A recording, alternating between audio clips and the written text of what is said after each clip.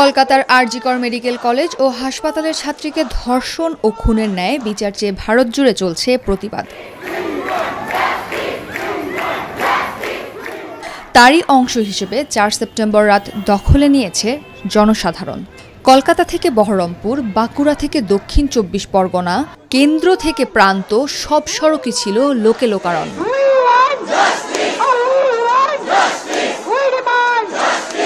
এই অত্যাচারী মমতা বন্দ্যোপাধ্যায় এবং তার ধর্ষক বাহিনীকে এই রাজ্য থেকে উৎখাত করতে হলে নেতাজির পথে অগ্রসর হতে হবে। যা ২৭ তারিখ নবান্ন অভিযানে ছাত্র যুব সমাজ খানিকটা দেখিয়েছে, এটাই সমাধানের পথ।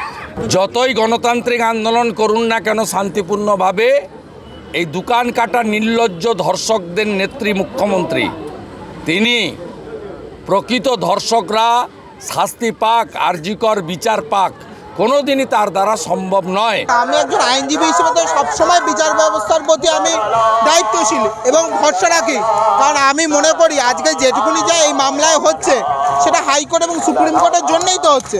হাইকোর্ট বা সুপ্রিম কোর্ট না থাকলে আজকে হতো না। এবং আমরা প্রত্যেকে, আমাদের প্রতিটা চোখ আজকে তাকিয়ে আছে, সারা বাংলা সারা ভারতবর্ষের চোখ সুপ্রিম কোর্টের দিকে। আমরা তো সেখানে তাকে অধীর আগ্রহে অপেক্ষা করছি।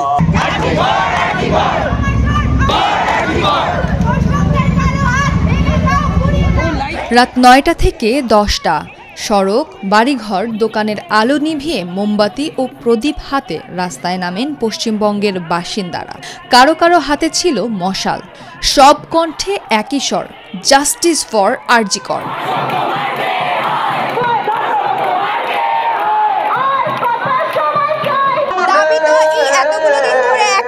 তিলোত্তমার বিচার চাই এবং সেটার জন্য কালকে সুপ্রিম কোর্টের বিচার হলো এবং সেই জন্য আমাদের মনে হয় যে আমাদের যে প্রতিরোধ বা এই জমায়েত আরও আমাদের জোরদার করতে হবে, যাতে তাড়াতাড়ি আমাদের তিলোত্তমার সুবিচার পায় এবং পূর্ণ তদন্তের সুবিচার পায়। দাবি এইটাই, justice for RG Kar, justice for RG Kar. আজকে যা হয়েছে এইটা যাতে কোনোদিনও আমাদের বাচ্চা, আমাদের মেয়ে, আমাদের বোনদের, আমাদের ছেলেদেরও কারোরই ফেস না করতে হয়। আমরা যতদিন না জাস্টিস পাবো আমরা কিন্তু রাস্তায় নামবো, আমরা থেমে যাবো না যতদিন না জাস্টিস পাচ্ছি। আর আজকে আমরা আবার নেমেছি যে এটা বোঝানোর জন্য যে আমরা কিন্তু থামিনি, আমাদের মধ্যে এখনো আগুন জ্বলছে। দাবি আমাদের একই রয়েছে, দোষীদের শাস্তি দিতে হবে। যতদিন না অবধি শাস্তি পাবো, যতদিন না অবধি এইভাবে ডেট পিছোতে থাকবে, ততদিন অবধি আমাদের এই লড়াইটা চলবে একইভাবে। ১ ঘন্টার কর্মসূচি থাকলেও হয়েছে আরও দীর্ঘ সময় জুড়ে। রাত যত গভীর হয়েছে, সাধারণ মানুষের উপস্থিতি তত বেড়েছে। স্বতঃস্ফূর্ত অংশগ্রহণ ছিল সব শ্রেণী পেশার মানুষের, বাদ পড়েনি নারী শিশুরাও।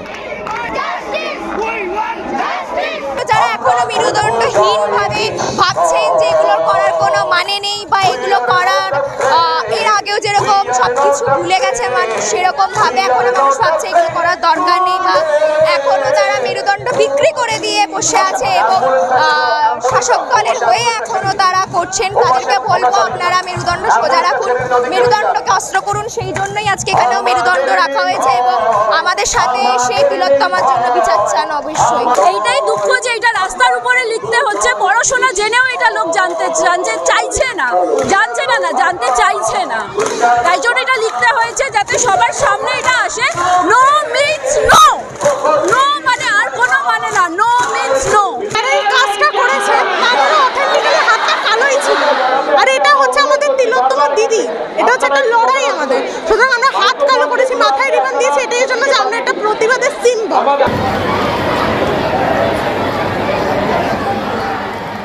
আন্দোলনকে আরও তীব্রতর করতে আরজিকর হাসপাতালে আন্দোলনরত শিক্ষার্থীদের পাশে দাঁড়ালেন নির্যাতিতার বাবা মা সহ পরিবারের সদস্যরা। এই প্রতিবাদের অনুপ্রেরণা যোগাচ্ছে বাংলাদেশের গান।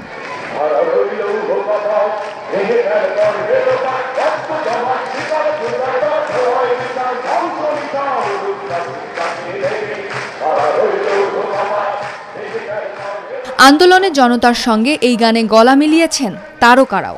এমন কিছু ভিডিও ভাইরাল হয়েছে মুহূর্তে।